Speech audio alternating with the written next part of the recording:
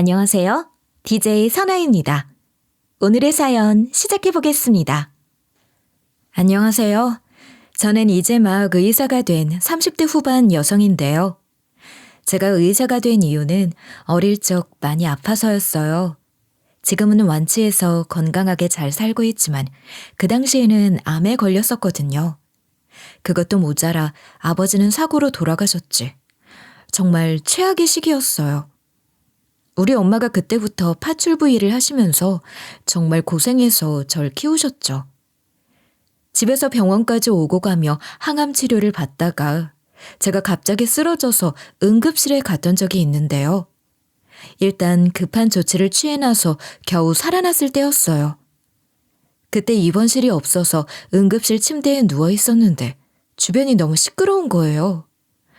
그런데 엄마가 제 옆에 같이 누워 진짜 즐겁다는 표정으로 이러셨어요. 주영아, 우리 여기 캠핑 온 것 같다. 그치? 맨날 집에서 자다가 이 시간에 안 자고 여기 있으니까 진짜 재밌네. 엄마가 웃으니까 아무것도 몰랐던 저는 마냥 재밌어 했었죠. 입원하는 날에도 엄마가 저한테 이런 말씀을 하셨어요. 우리 병원 쇼파에서 이것도 사 먹고 저것도 사 먹고 TV도 실컷 보자. 재밌겠다. 그치? 저도 그래서 입원한다니까 집에 가서 웃으면서 짐 싸고 그랬었죠. 병원에 있는 내내 아프긴 아팠지만 엄마 때문에 즐거웠어요. 그런데 엄마가 파출부 일을 하고 계셔서 절 간병해 줄 사람이 없었어요. 할머니, 할아버지 모두 일찍 돌아가셔서 없었거든요. 그래서 엄마가 간병인 쓰는 동안 파출부 일을 해온 건데요. 그렇게 혼자서 열심히 절 키워나가던 엄마가 점점 눈가가 퀭해지고 피곤해하기 시작했어요. 엄마가 이런 상황에서 힘든 티 내지 않고 맨날 제게 이런 식으로 용기를 주곤 했죠. 주영아, 엄마도 걱정하지 말고 돈도 걱정하지 마. 아파도 돼. 맨날 아파도 되고 마음껏 아파도 돼. 엄마가 있으니까 괜찮아. 아픈 거 계속 가지 않아. 잠깐인 거 알고 있지? 태어나면 재밌는 데 놀러 가자. 이상하게 그 말이 아프지 마. 얼른 나아야지. 이 말보다 더 듣기 좋았어요. 그렇게 엄마가 저 몰래 힘들어하다 과로로 쓰러지신 거예요. 병원에서 저를 간호해주다 정신을 잃으셨어요. 전 그런 엄마를 보고 큰 충격을 받았지만 의사와 간호사가 몰려와 엄마를 살펴봐줬어요. 엄마 팔에 링거가 꽂힌 뒤 몇 분이 흐르자 의사 선생님이 와서 이렇게 말씀해 주셨죠. 주영아, 많이 놀랐지? 엄마가 큰 병에 걸린 게 아니고 잠을 잘 못 자고 밥을 제대로 챙겨 먹지 않아서 쓰러진 거야. 피곤해서 그런 거니까 너무 걱정하지 마. 알겠지? 의사 선생님 말대로 엄마가 금방 회복하시더라고요. 장기 입원한 덕분에 간호사 언니나 의사 선생님이랑 안면을 터서 많은 도움을 받았어요.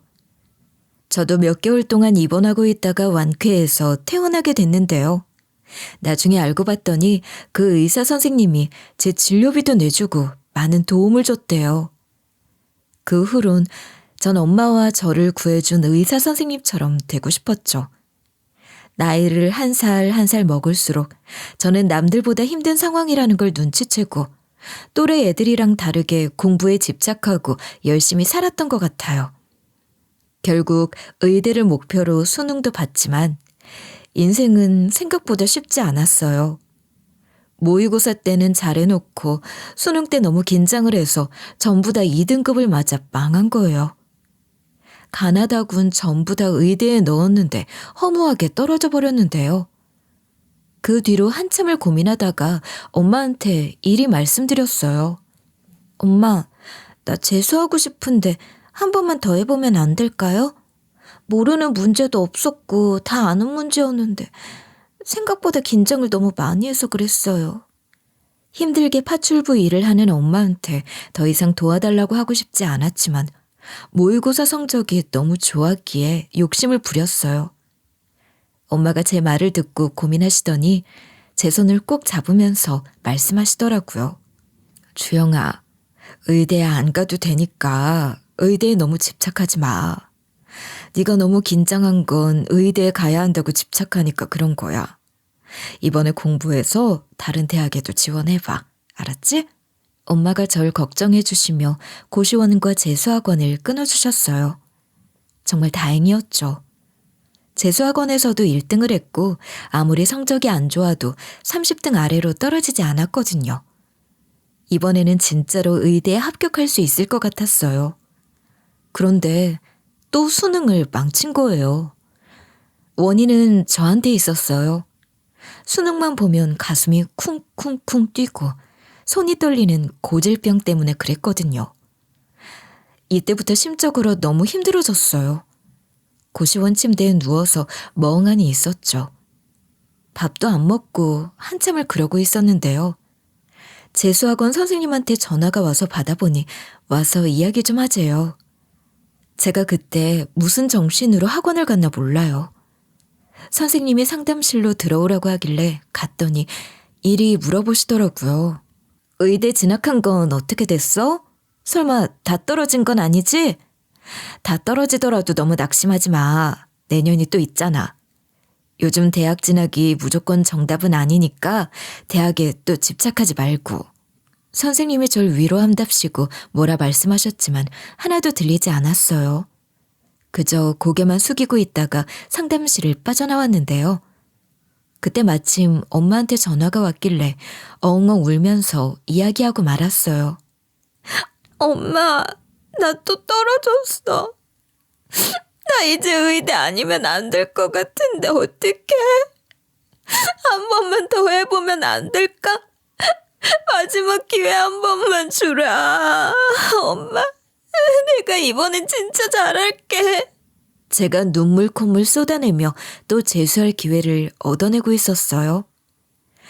그동안 어떤 남자애가 저를 뚫어져라 쳐다보는 거예요. 그러다 가방에서 자기가 가지고 있는 휴지를 꺼내서 주는 거 있죠? 저는 처음 보는 남자애였는데 그동안 같은 수업을 듣고 있었나 봐요. 그 남자애가 저보고 이러더라고요. 너랑 같은 반이라서 여러 번 마주쳤는데 모르고 있었지? 너랑 나랑 비슷한 나이대지 않아? 그런데 넌 꼭 세상 다 산 사람 같아. 왜 그렇게 열심히 살아? 좀 쉬엄쉬엄해. 그렇게 스트레스가 많으면 되려던 일도 잘 안 돼. 그 남자애는 계속 저를 주의주시하며 관심을 가지고 있었던 것 같아요. 제 나이도 알고 있고 제 이름도 알고 있었어요. 의대를 준비한다는 것도 알고 있어서 의아했죠. 왜 나한테 관심을 가지나 싶었는데 그냥 자기랑 다른 사람이라 궁금했대요. 그 말을 시작으로 그 남자애한테 아는 척을 하다가 수업도 같이 듣고 밥도 같이 먹게 됐어요. 그 남자애가 바로 지금의 제 예비 남편이 된 건데요. 예비 남편은 공부할 생각이 없어 보여서 재수학원에는 왜 들어온 거냐고 물었어요. 그랬더니 예비 남편이 이렇게 대답하더라고요. 엄마가 의대 준비하라고 해서 거의 반강제로 재수학원에 들어온 거야. 너무 나가고 싶어서 몰래 탈출하고 그랬는데 매번 붙잡혀 다시 들어왔어. 근데 너 만나고 나서 마음이 잡혀서 여기에 있는 재미를 붙였고 정도 들어버렸네. 예비 남편 사정을 알게 되자 여러 가지 묻게 되고 질문도 많아지더라고요. 그렇게 예비 남편과 재수학원을 다니며 서로 많은 걸 알게 됐어요. 예비 남편은 진짜로 공부에 흥미가 없는지 공부도 설렁설렁했지만 저를 방해하거나 그런 일은 없었죠. 저를 응원해주고 챙겨줘서 고마웠거든요. 그렇게 학원에서 같이 공부하는 친구였던 예비 남편이 매일같이 밥을 먹고 공부하다 보니 연인으로 발전하게 됐어요. 재수를 하는 마당에 예비 남편이랑 교제하면 안 될 것 같았지만 예비 남편이 절 너무 좋아해줬거든요. 예비 남편이 자꾸만 비싼 밥을 사 먹자고 하길래 어느 날은 제가 이런 고백을 하기도 했어요. 나 사실 아버지 없이 엄마랑 지내고 있어서 사정이 어려워. 어렸을 때 아픈 걸로 돈 많이 나가서 경제적으로 힘든 상황이라 이런 거라도 아껴야 돼. 너 혼자 먹고 와. 같이 못 먹어줘서 미안해. 그런데 예비 남편이 이 이후로 먹을 것을 전부 다 사주기 시작했어요. 학원비랑 교재비도 턱턱 내주더라고요. 덕분에 저는 부담감을 덜 느끼고 수능 준비를 할 수 있었는데요. 모의고사도 잘 보고 학원에서도 충분히 의대 갈 수 있다고 했지만 그놈의 고질병이 문제였어요. 분명히 이번 수능 날에 청심환을 먹고 들어갔거든요. 그런데도 손발이 떨리고 머리가 쇠하해져서 수능을 또 망친 거예요. 예비 남편은 의대는 아니지만 집 근처라서 넣었던 이지망 대학에 합격했어요. 예비 남편이 공부는 대충 했지만 머리는 또 좋았나 봐요. 예비 남편이 간 대학이 생각보다 좋은 대학이라서 마음이 조마조마했어요. 예비 남편은 이제 재수학원을 나간다고 하는데 저는 자꾸만 제자리 걸음을 하는 것 같았죠. 한 번만 더 수능을 준비하고 싶었지만 전화를 걸자마자 엄마가 저한테 이러시더라고요. 주영아, 합격 결과 나왔어? 이번이 마지막인 거 알고 있지? 저번엔 네가 마지막이라고 했으니까 약속 꼭 지켜야 한다. 엄마도 너무 힘들어서 그래. 주영이가 이해 좀 해줘. 이 말을 듣고 포기했어야 했는데 결국 해서는 안 되는 짓을 하고 말았어요. 수능 성적표랑 합격 발표지를 포토샵으로 조작해서 의대에 합격한 것처럼 서류를 준비한 건데요. 그리고 본가로 내려가 엄마한테 보여드렸어요. 들킬까봐 마음 졸였는데 엄마가 이러시는 거예요. 그래, 고생 많았다. 네가 전화로 말 안 해주고 집으로 온다고 하길래 불합격한 줄 알았는데 일이 붙었네. 아휴, 장하다 내 새끼. 엄마가 제 머리를 쓰다듬어주고 등을 토닥여주며 좋아해 주셨어요. 그 이후로 의대 합격한 것처럼 세터간다고 하고 예비 남편 자취방에 가서 2박 3일 동안 공부하고 그랬죠. 물론 엄마가 갑자기 전화하셔서 입학식이랑 학비 얘기를 꺼내시긴 했어요. 그래서 제가 이리 말해버렸습니다. 학교도 멀리 있는데 뭐하러 입학식 보러 와. 부모님 안 오는 애들 많대. 학비는 전액 장학금 받았고 기숙사는 보니까 너무 노후됐더라. 나 장학금 받았으니까 자취방에서 살면 안 될까? 보증금이랑 첫 달 방세 550만 원만 보내주면 될 것 같은데. 나머지 월세는 내가 알바해서 낼게. 엄마가 제 허술한 거짓말에 넘어가셨는지 알겠다고 하시고 전화를 끊으시더라고요. 그리고 550만 원을 입금해 주셔서 그 돈으로 재수학원을 등록했습니다. 그 후로 예비 남편 자취방에서 왔다 갔다 하면서 공부를 했어요. 물론 그러다 엄마한테 몇 번이고 이런 전화가 오기도 했죠. 자취하는 곳은 어때? 이놈의 가시네는 엄마 보고 와보라는 말도 안 하니? 엄마가 이번 주 주말에 갈 테니까 어떻게 사는지 좀 보자. 이런 식으로 엄마가 나 보러 온다고 할 때마다 MT 갔다, 알바한다, 별의별 핑계를 댔죠. 정말 이때 죄책감이 들어 공부하다 울고 밥 먹다 울고 그랬어요. 거짓말을 하면 또다시 거짓말을 낳으니까 괜히 엄마를 속였나 자괴감이 들더라고요. 그냥 의대 포기하고 적당한 대학 들어가고 만만한 회사 빨리 들어가서 엄마한테 용돈이나 드릴 걸 후회가 됐습니다. 하지만 이제 어쩌겠어요. 돌이킬 수 없다는 생각에 눈에 불을 켜고 공부했죠. 결국 이번 수능에는 의대에 합격했어요. 이게 다 예비 남편이 잘해준 덕분이었는데요. 자기 집에서 돈 한 푼 안 받고 살게 해준 것도 모자라 제 마음 상태도 많이 신경 써줬어요. 제가 너무 떨어서 수능 때마다 망했다고 하니까 예비 남편이 상담을 해주더라고요. 당신은 너무 생각이 많아. 내가 당신 위해서 기도해주고 있으니까 제발 마음 놓고 있어. 힘들 때마다 내가 알려준 명상법이랑 호흡법 좀 해보고. 알겠지? 예비 남편이 이렇게 말해준 것도 모자라 수능 날에 저를 따라오기까지 했어요. 도시락 싸들고 수능장까지 와서 응원해주고 그랬는데요. 수능을 한참 보다 중간에 밥 먹을 시간이 돼서 도시락을 딱 깐 순간 예비 남편이 접어서 넣어둔 쪽지가 보이는 거예요. 그 쪽지에 이런 말이 적혀 있었어요. 내가 항상 당신 응원하고 있어. 이번에도 망하면 어쩌나 걱정하지 마. 의대가 정답이 아니잖아. 이번에도 의대 못 가면 내가 먹여 살릴 테니까 부담 갖지 말고 시험 치르고 와. 전 이 쪽지로 부담감을 조금 더는데 도움을 받았죠. 드디어 삼수 끝에 의대에 합격한 거예요. 그 길로 바로 본가로 내려가 엄마를 찾았어요. 엄마가 갑자기 찾아온 저를 보고 깜짝 놀라시길래 말씀드렸습니다. 엄마, 나 사실 재미로 수능을 봤는데 점수가 생각보다 잘 나와서 더 좋은 의대로 다시 입학했어요. 여기 대학으로 옮기고 싶은데 보내주시면 안 돼요? 등록금 고제서 드림이니까 엄마가 고기를 먹으러 가자고 하더라고요. 말없이 집 근처 고깃집으로 가서 고기를 구워 먹기 시작했어요. 전 그때가 돼서야 엄마한테 솔직하게 말할 수 있었습니다. 사실 저 대학 합격한 적 없어요. 세터 간 것도 MT 간 것도 대학교 근처 자취방 계약했다는 것도 전부 다 거짓말이에요. 엄마가 주신 돈으로 재수학원 등록했었어요. 의대 가고 싶은 마음에 엄마 속인 거 죄송해요. 그런데 엄마는 이미 알고 있었대요. 그 말을 듣고 눈물을 흘리면서 하소연하고 말았어요. 의사가 너무 되고 싶었고 엄마 그만 고생시키고 싶은 마음에 그랬어요. 진짜로 죄송해요. 전 믿고 기다려주셔서 감사해요.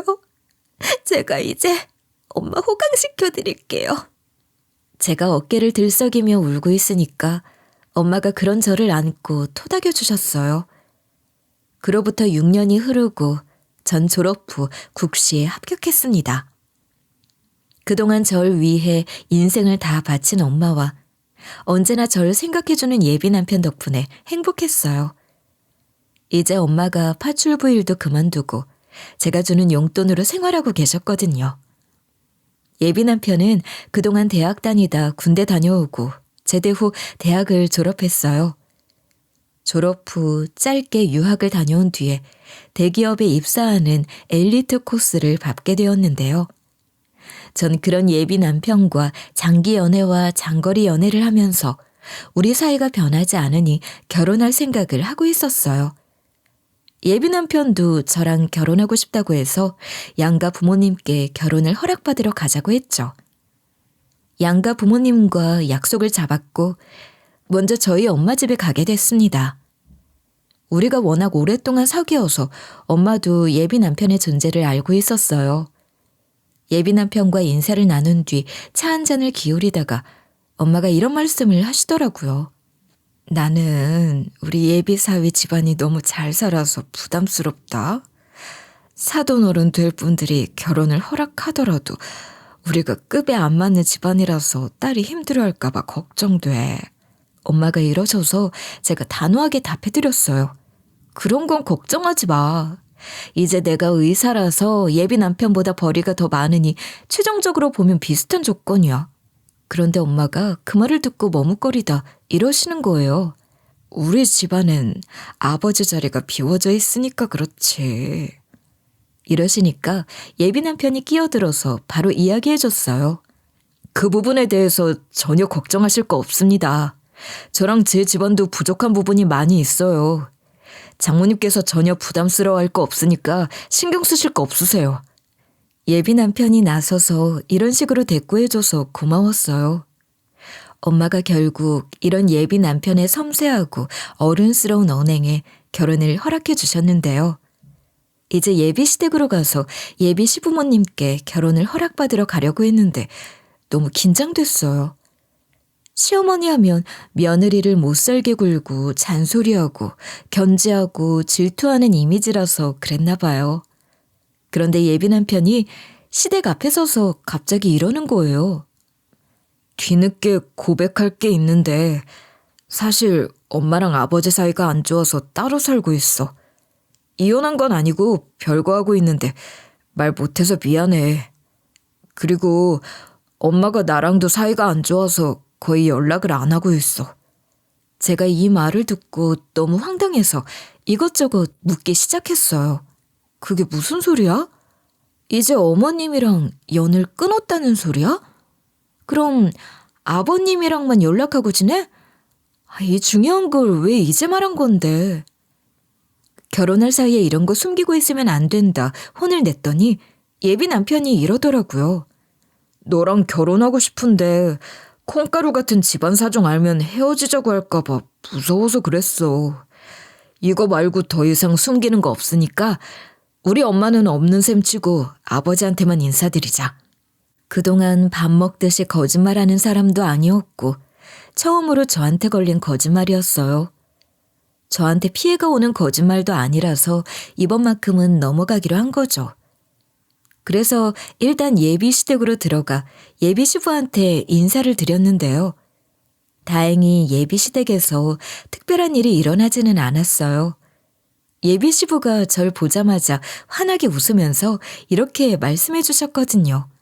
아이고, 잘 왔다. 내가 직접 한 밥인데 좀 먹어봐라. 우리 예비 며느리 온다고 하길래 아침 일찍 일어나서 좀 해봤다. 부엌으로 가보니 정말로 진수성찬이 차려져 있었어요. 그 나이 때 남자 어르신이면 배우자 없음 밥도 대충 해먹고 요리 실력도 별로일 줄 알았는데요. 예비 남편이 요리를 잘해서 예비 남편이 해준 반찬으로 밥 드시고 계실 줄 알았는데 아니었어요. 예비 시부가 요리를 너무 잘하셔서 깜짝 놀랐거든요. 제가 음식이 맛있다고 호들갑 떠니까 예비 남편이 이러는 거 있죠? 맛있지? 우리 아버지 요리 잘한다니까? 내가 말 안 했나? 그동안 당신한테 해준 요리 전부 다 아버지한테서 배운 것들이야. 예비 남편한테서 이런 말을 들으니 예비 시댁 식구 자체가 달리 보였어요. 정말 가정적이고 좋은 사람들이구나. 이런 집안으로 시집가고 싶다고 생각했죠. 그것도 모자라 예비 시부께서 저한테 먼저 이런 말씀을 해주시더라고요. 그동안 오고 가며 몇 번 마주치지 않았냐? 그 뒤로 아들한테서 좋은 얘기 많이 들었다. 아들이 널 너무 좋아해서 이것저것 물어봤는데 아주 야무지고 똑똑한 며느리 같더라. 아들놈 말로는 네가 결혼 반대당할까 봐 걱정이 많다고 하던데 의사 며느리를 누가 싫어하겠냐. 우리 아들이랑 언제든지 결혼해라. 예비 시부가 이러시면서 집도 해주고 차도 해주시겠다면서 절 너무 예뻐해 주는 거예요. 진짜로 해주시려고 하는 말인지 애정 표현으로 하시는 말씀인지 잘 모르겠지만 아무튼 듣기 좋은 말이었습니다. 그저 감사하다며 저도 얼른 시집와서 아버님 모시고 살고 싶다고 했어요. 그 말에 예비 시부가 너털 웃음을 지으며 예비 남편 보고 여자를 아주 잘 만났다며 흡족해 하셨죠. 예비 시부 허락이 떨어지자 자연스럽게 상견례 장소, 시간도 잡혔어요. 양가 모두 화기애애한 분위기라 상견례 자리가 형식적인 자리 같더라고요. 상견례 자리가 끝나면 내일 당장이라도 결혼하게 될 것 같았어요. 하지만 상견례 날 바로 직전에 예비 남편에게서 청천벽력 같은 소리를 듣게 됐는데요. 상견례 날에 갑자기 엄마가 오겠대. 내가 오지 말라고 했는데도 오겠다고 하더라. 이미 인원수 맞춰서 식당 예약까지 했는데 이랬다 저랬다 해서 미안해. 제가 별일 있지는 않겠지 걱정하는데 예비 남편이 괜찮을 거라고 했어요. 그런데 얼굴 표정이 너무 안 좋은 거예요. 예비 남편 눈동자가 흔들리고 이마에는 식은땀이 나고 있었어요. 제가 괜찮냐고 물어보니 예비 남편이 애써 괜찮다 말하고 있었지만 전혀 안 괜찮아 보였어요. 자기가 어떻게든 예비 시모 못 오게 한다고 하길래 예비 시모가 어떤 사람이길래 이렇게 질색을 하고 오지 못하게 하려나 싶었어요. 예비 남편이 실제로 밖으로 나가 전화를 하길래 몰래 따라가서 지켜봤죠. 그런데 예비 남편이 소리를 고래고래 지르고 있는 거예요. 엄마, 오지 말라고! 상견례 장소랑 시간을 도대체 어떻게 알게 된 거야?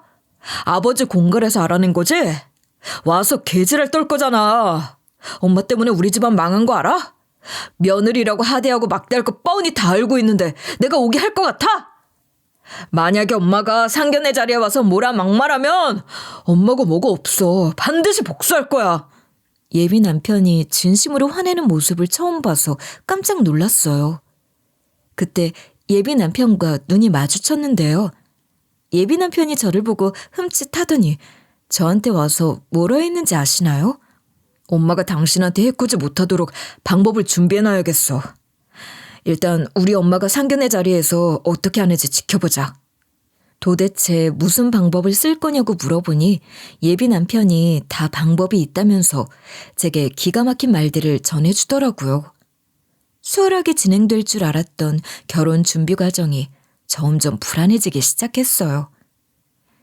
이 방법까지 써야 하나 싶었지만 예비 남편이 꼭 그래야 한다고 해서 일단 알겠다 했어요. 일단 친정 엄마한테 상견례 날 예비 시모가 오기로 했다고 미리 말씀드렸죠. 그러다 곧 예비 남편이 왜 그렇게 철저하게 준비를 했는지 알 수 있었어요. 드디어 상견례 날이 왔는데요. 약속한 시간에 미리 예약해둔 식당으로 갔어요. 예비 남편이랑 같이 가장 먼저 도착해서 어르신들 기다리는데 친정엄마 들어오시고 예비 시부가 들어오셨어요. 그리고 마지막에 예비 시모가 들어오시더라고요. 제가 생각했던 예비 시모 이미지가 아니라서 의외였어요. 예비 남편의 행동으로 봐선 조금 더 사납고 표독하게 생긴 줄 알았거든요. 그런데 생각보다 순하고 온화하게 생기신 거예요. 게다가 수줍게 웃으며 이러시는 거 있죠? 마지막에 들어와서 죄송합니다. 얼른 자리에 앉을게요. 혹시 많이 기다리셨나요? 이런 자리는 미리 와 있어야 하는데. 예비 시모가 이런 반응을 보여서 의외였어요. 게다가 어색한 기류가 흐르자 예비 시모가 나서서 먼저 인사를 건네기도 하셨죠. 안녕하세요. 저희 종대 엄마 되는 사람인데요. 갑자기 이런 자리에 제가 껴서 놀라셨죠? 사실 제가 우리 그이랑 사이가 안 좋아서 따로 지내고 있어요. 아무리 부부 사이가 안 좋아도 아들이랑 결혼할 사람이 어떤 사람인지 보고 싶었어요. 그리고 결혼식에도 가보고 싶은데 남편이랑 별거하는 사이에 제가 가도 될까요? 수줍게 물어보시길래 일단은 어머님이니까 당연히 된다고 했는데요. 진짜 오라고 한 건 아니고 그냥 예의 차려서 답한 건데 예비 시모가 이런 반응을 보이더라고요.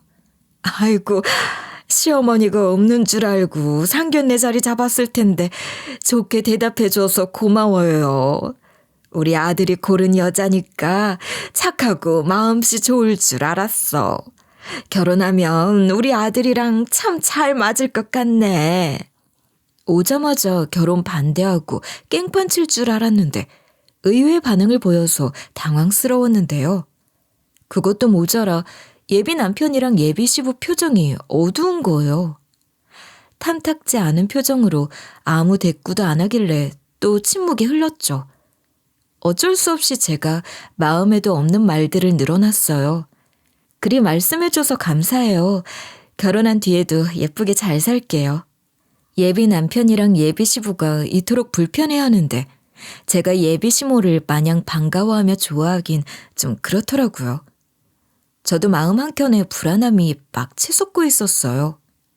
그래서 마음에도 없는 미소를 지으며 예비 시모에게 살갑게 군 건데요.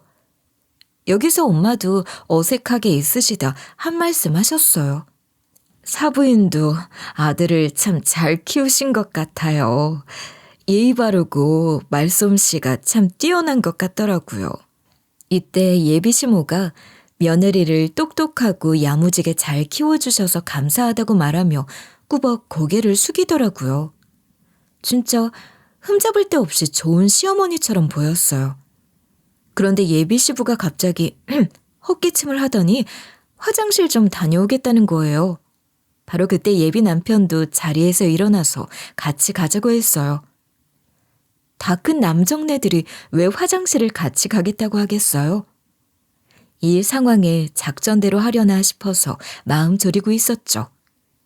그런 심정으로 예비 시부랑 예비 남편이 나가는 모습을 지켜보고 있는데 갑자기 예비 시모가 제 손을 꽉 붙잡는 거예요.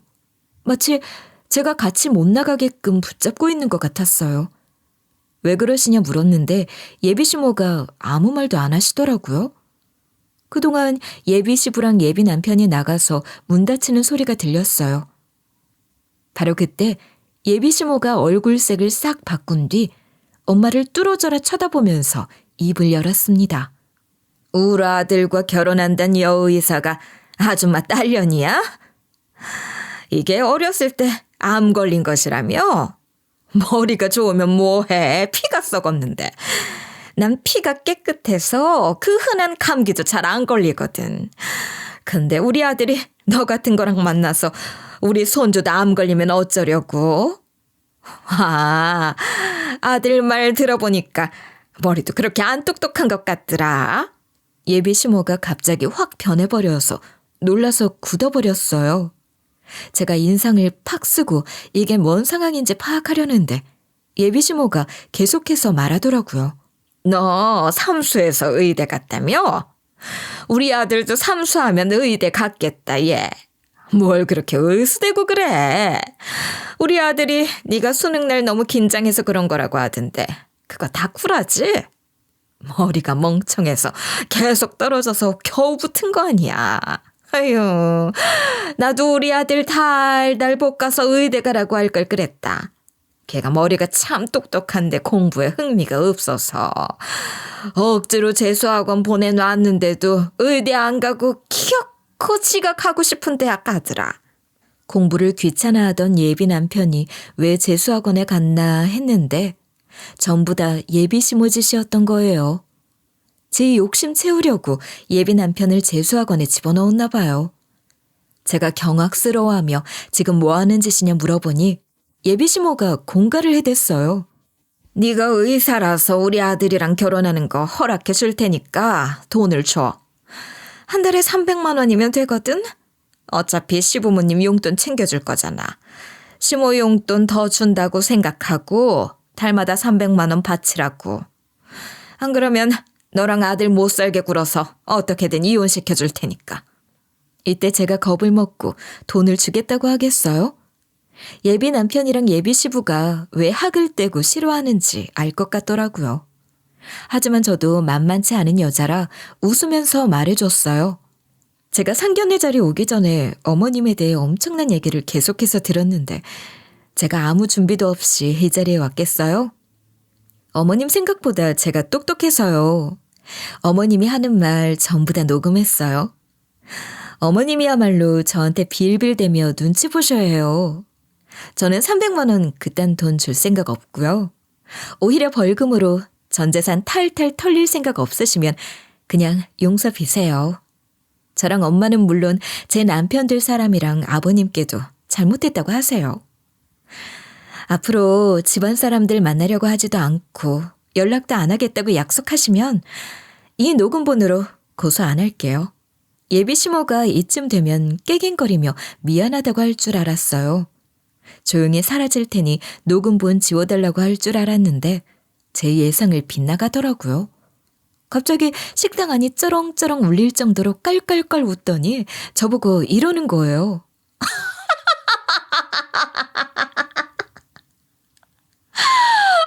아이고 무서워라. 신고해 보든가. 내가 그걸 무서워할 줄 알아? 우리 아들이랑 그이도 틈만 하면 신고할 거라고 하더라. 근데 아무것도 못하던데? 내가 너한테 욕을 하기라도 했어. 해코지를 하기라도 했어. 뭐 고소가 그리 쉬운 줄 아니? 어디 한번 해봐. 내가 대단한 인맥이 있어서 법 같은 거 하나도 안 무섭거든. 예비 시모가 이러면서 갑자기 마시고 있던 찻잔을 싹 엎더니 말했어요. 어머 사부인, 내가 차를 엎어버리고 말았네. 며느리가 시애미를 고소하겠다고 난리인데 사부인이라도 저한테 잘해주셔야죠. 차 엎은 것 좀 닦아보세요. 파출부일 하셨다면서요. 그럼 아주 기가 막히게 잘 닦으시겠네. 예비 시모가 엄마한테 손가락질까지 해가며 얼른 닦으라고 했는데요. 하지만 전 예비 남편한테 들어서 모든 걸 예상하고 있었거든요. 예비 시모랑 똑같이 깔깔깔 웃어주면서 저쪽을 쳐다보라고 했죠. 예비 시모가 제가 가리킨 곳을 보자마자 문이 열리고 예비 시부랑 예비 남편이 들어왔어요. 그런데 예비 시부랑 예비 남편 뒤에 낯선 사람이 들어오는 거예요. 나이대는 예비 시부 또래였고 머리를 샐러리맨처럼 싹 넘긴 것도 모자라 정장도 비싼 걸 입고 있었어요. 예비 시모가 그 남자를 보고 입을 떡 벌리더라고요. 그 남자는 예비 시모랑 같이 살고 있는 아저씨였어요.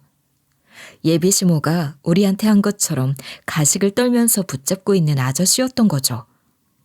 예비 시모가 고소해보라고 으름장을 놓고 겁을 먹지 않은 이유도 이 아저씨한테 있었나 봐요. 예비 시모가 그 아저씨를 보자마자 깜짝 놀라더니 이런 말을 해댔거든요. 뭐야, 여보, 당신이 왜 여기 있어요? 오늘 중요한 재판이 있다고 하지 않았어요? 예비 시모가 무슨 말을 하나 싶었는데 예비 남편이 데려온 아저씨가 판사라는 거예요. 멍청했던 예비 시모는 판사랑 그렇고 그런 사이면 사람들 무시하고 업신여겨도 되는 줄 알았던 것 같아요. 그래서 예비 시모한테 비아냥거리면서 말해버렸습니다. 어쩐지 막말을 퍼부어놓고 고소해보라고 하더라고요. 판사 애인 때문에 그러셨어요? 어머님, 아니 이제 어머님도 아니죠. 남편 될 사람이 당신을 어머니라고 인정하지도 않고 증오하고 있는데 어떻게 제가 어머님이라고 부르겠어요? 제가 고소하면 아줌마한테 피해 올 게 하나도 없다고 생각했나 봐요? 판사 애인한테 차일 건 생각도 안 하고? 제가 이리 말하니 예비 시모 얼굴이 새하얘졌어요. 막 발을 동동 구르며 아저씨에게 해명을 해대더라고요. 이것들이 지금 거짓말하는 거예요. 이것들 아주 나쁜 것들이라고요. 설마 제가 하는 말 안 듣고 처음 보는 사람들 말을 믿는 거 아니죠? 예비 시모가 이러는데 아저씨가 이미 다 들었다고 소리를 지르셨어요. 그러자 예비 시모가 벙쪄 있더니 말을 더듬으며 이것들이 화나게 한 거라고. 내가 원래 짜증도 잘 안 내는 거 알고 있지 않냐 따지더라고요. 제가 그때 이리 말해줬어요. 저보고 어렸을 때 암 걸려서 손주도 암 걸릴까 봐 걱정되신다면서요. 피가 더럽다고 해놓고 발뺌 하시는 거예요? 그리고 제가 멍청해서 삼수해서 의대 간 거라고 하셨잖아요. 어머님이 이러실까 봐 저희 남편이랑 제가 그동안 어머님이 하신 막말과 망언 죄다 모으고 있었어요. 그거 지금 판사님께 들려드릴까요? 고소 절차 밟으면 또 한참 걸릴 테니까 판사님이 개인적으로 벌 좀 내려달라고요. 예비 시모가 그지야 싹싹 빌면서 여러 사람에게 용서를 빌기 시작했어요. 여보, 내가 다시는 안 그럴게. 당신이 판사라서 막 착한 척 연기했던 거 아니야. 그리고 며느라, 사부인한테도 너무 미안해요. 대놓고 무시하고 뭐라 한 거 용서해 주세요. 제가 모자란 거라서 그랬어요. 그리고 여보, 우리 한때는 같이 살던 사람이었잖아. 아들한테도 내가 항상 미안했어.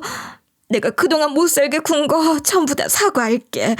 내가 달마다 300만 원씩 벌어야 판사 일하는 남편이랑 급이 맞을 것 같아서 그랬어. 그래야 재혼도 할 수 있을 것 같아서 아들 상견례 자리에 온 거야.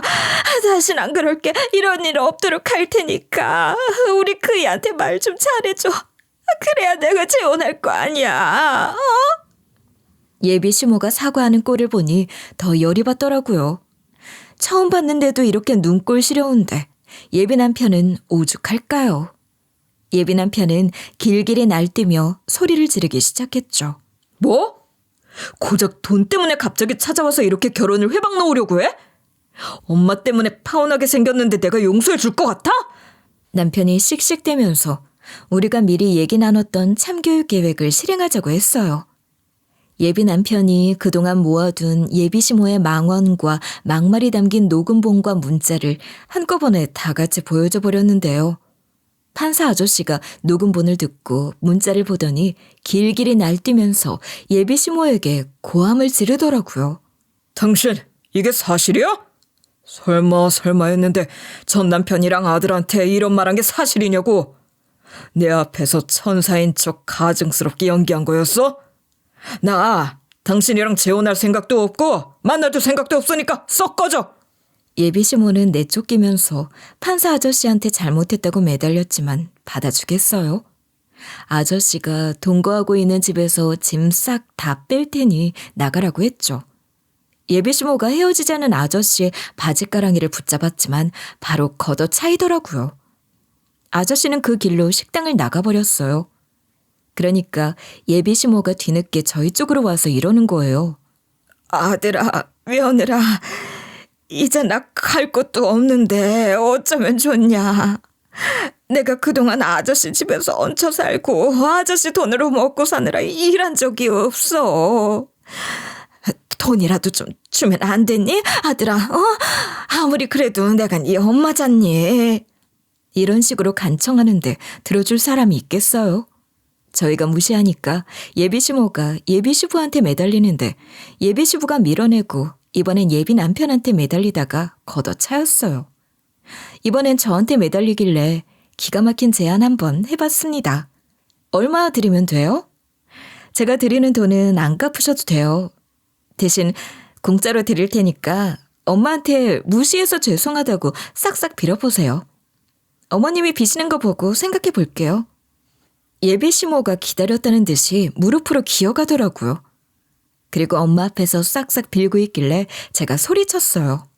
아, 생각해보니까 안 받아주는 게 나을 것 같아요. 이걸 어쩌면 좋죠? 죄송해요. 사과해도 열받은 게 안 풀려서 못 도와드릴 것 같네.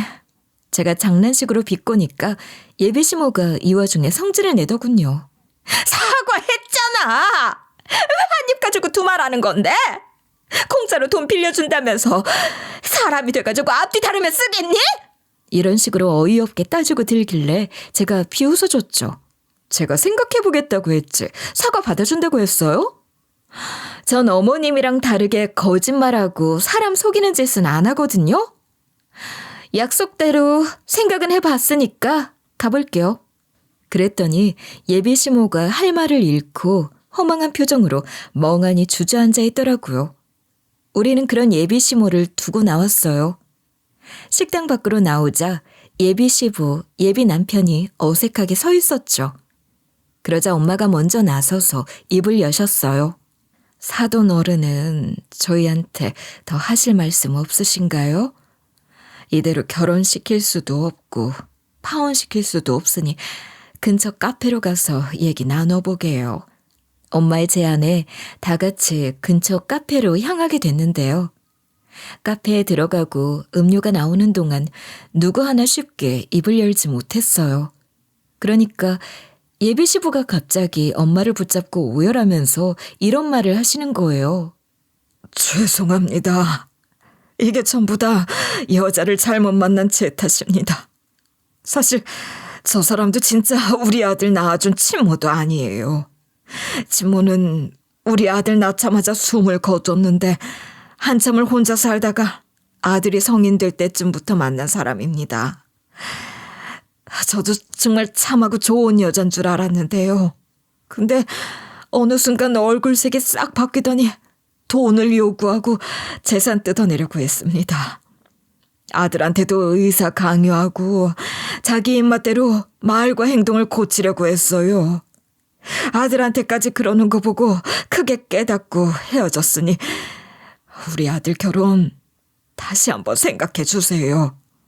그런데 중요한 건 예비 남편은 예비시모가 친모인 줄 알았다고 해요. 예비시부는 어렸을 때부터 예비시모가 하늘나라 간 게 아니라 미국에 갔다고 말해왔고 예비 남편은 커서도 그런 줄 알았죠. 어렴풋이 저 세상 사람인데 아버지가 자식을 생각해서 거짓말하는 건 아닐까 했는데 그때 제가 본 예비시모가 나타났다고 합니다. 예비시부는 그 예비시모를 미국에 있었던 친모라고 소개해 준 거고요. 그 이유는 전부 다 예비시부의 어린 시절에 있었다고 하는데요. 예비 시부는 어렸을 때부터 어머니가 안 계셔서 정말 콤플렉스였다고 해요. 어머니가 없어 놀림을 받았고 결혼 반대도 엄청 심했다고 하죠. 그래서 예비 시부는 아들을 엄마 없는 자식으로 키우고 싶지 않아서 계속 거짓말을 해온 거예요. 너는 엄마가 일하느라 미국에 가 있는 걸 믿지 않겠지만 진짜로 미국에 있었다. 여기 네 엄마 있지 않니? 이제 한국으로 돌아와서 같이 살게 됐으니까 엄마라고 불러라. 그동안 아버지가 거짓말하는 줄 알았지? 우리 아들한테 엄마가 왜 없겠어? 예비 시부는 자기처럼 콤플렉스로 남을까봐 선의의 거짓말을 한 건데 일이 꼬이고 말았다며 예비 시부가 눈물을 흘리시더라고요. 마지막엔 자기를 탓하시면서 이런 하소연을 하셨습니다. 제가 처음부터 아들한테 엄마가 저 세상 같다고 얘기하고 여자도 신중하게 만났으면 이러지 않았을 텐데 제가 아들 인생을 망친 거나 다름없습니다. 아들은 아무 잘못 없으니 제발 사위로 받아주세요. 예비 시부가 하시는 말씀을 쭉 듣고 있는데 눈앞이 어지러지더라고요. 저만 그런 게 아니라 엄마도 머릿속이 복잡해지신 것 같았어요. 그 와중에 예비 남편도 자기 처지가 너무 한탄스러웠는지 닭똥 같은 눈물을 뚝뚝 흘리고 있었어요. 경악할 반전의 연이어 이어진 상견례 아닌 상견례 자리가 쑥대밭이 되어버린 거죠. 이런 상황에서 결혼시킬 엄마가 어디 있을까요? 저도 착잡한 표정을 짓고 있으니 엄마가 말씀하셨어요. 아이고, 어찌 이렇게 복잡한 집안이 있을꼬. 일단 이 결혼은 고민해 보겠습니다. 이대로 저희 딸 막 시집 보낼 수는 없을 것 같네요. 그렇게 엄마랑 제가 자리를 먼저 뜨게 됐는데요. 이대로 파혼한 건 줄 알았는데 예비 남편에게서 연락이 계속해서 왔어요. 저한테 이런 문자를 보냈더라고요. 난 당신이랑 꼭 결혼하고 싶어. 아니, 꼭 하고 말 거야. 내가 당신이랑 장모님 마음 열 때까지 노력해 볼게. 예비 남편이 과연 무슨 일을 벌일까 싶었는데 이 뒤로 예비 남편과 예비 시부의 정성이 시작됐습니다. 엄마랑 제가 지내는 집에 선물을 막 보내고 미안하다는 편지도 보냈어요. 예비 남편은 직접 찾아와 자기가 한 반찬을 나눠주면서 이런 말을 하기도 했어요. 생각해보니까 제가 장모님한테 반찬을 드린 적이 없더라고요. 장모님 장조림 좋아하신다고 하길래 해봤습니다. 먹어보고 맛있으면 말씀하세요. 제가 더 해드릴게요. 엄마가 일단 장조림을 받아들었는데 그냥 보내기 좀 그랬나 봐요. 예비 남편에게 이러시더라고요. 힘들게 뭐 이런 걸 다 했어. 밥은 먹었어? 밥 한 끼 먹고 가. 아님 차 한잔 하고 가든가. 예비 남편은 또 엄마의 제안에 싹싹하게 굴었어요. 밥 먹고 차까지 마시고 가겠다고 한 거죠. 이런 일이 빈번해지다 보니 엄마도 마음의 문을 열게 되셨는데요. 몇 주가 지나니 저희 엄마가 이런 말씀을 하시기도 했어요. 지금까지 사부인이 안 찾아온 걸 보니 그 여자가 판사 아저씨든 사돈 어른이든 모든 남자들한테 버려져서 만신창이가 된 모양이다. 그럼 마음 놓아도 되지 않겠니? 일단 결혼식부터 올리고 같이 한번 살아보고 괜찮다 싶으면 혼인신고 해라. 이 말이 떨어지자마자 예비 남편에게 결혼 허락이 났다고 말했어요. 그 뒤로 예비 남편이랑 같이 스드메 알아보고 결혼식을 올렸죠. 그 사이에 예비 시부는 예비 시모랑 아예 이혼하셔서 아예 남남이 되셨어요. 지금은 1년 가까이 살아보고 혼인신고까지 한 상태인데요. 자녀 계획도 세우고 있어서 엄마랑 시부 두 분에게 손주 안겨드릴 생각에 잔뜩 들떠 있어요. 결혼하고 나서 남편은 어땠냐고요? 며칠 전에 저한테 이런 말을 해줬어요. 여보, 이런 집안으로 시집와줘서 고마워. 내가 평생 공주님처럼 챙겨주고 집안일 많이 도와줄게. 남편한테서 이런 말을 들으니 그동안 고생한 게 사르르 녹아서 없어지더라고요. 어떻게 단점 없는 남자와 집안이 있겠어요? 어떻게 단점 없는 남자와 집안이 있겠어요? 완벽해 보이는 저희 남편에게도 유일한 단점이 있잖아요. 저도 솔직히 이전 시모가 갑자기 찾아올까봐 걱정되는데요. 제가 이런 고민을 털어놓으니 남편이 이렇게 대답해줬죠. 그런 건 걱정하지 마. 아버지한테 이혼당한 엄마가 찾아오더라도 내가 잘 막아줄게. 당신은 건강관리에만 신경 쓰다가 장모님이랑 아버지한테 손주 안겨드리자. 알겠지? 남편이 확실하게 말해주니까 걱정을 덜하게 되더라고요. 상견례 자리에서 야무지게 한 행동을 보니 저를 잘 지켜줄 것 같기도 했어요. 저도 남편을 지켜줄 자신이 있어 예쁘게 가정 꾸려나가 보려고 합니다. 여기까지 저희 가족 이야기 들어주셔서 감사하고요. 여러분도 친구든 가족이든 단점에 너무 연연해 하지 말고 같이 서로 보완해가며 살아가 보셨으면 좋겠어요. 저도 그렇게 노력했으니 생각보다 좋은 일이 많이 일어나는 것 같네요.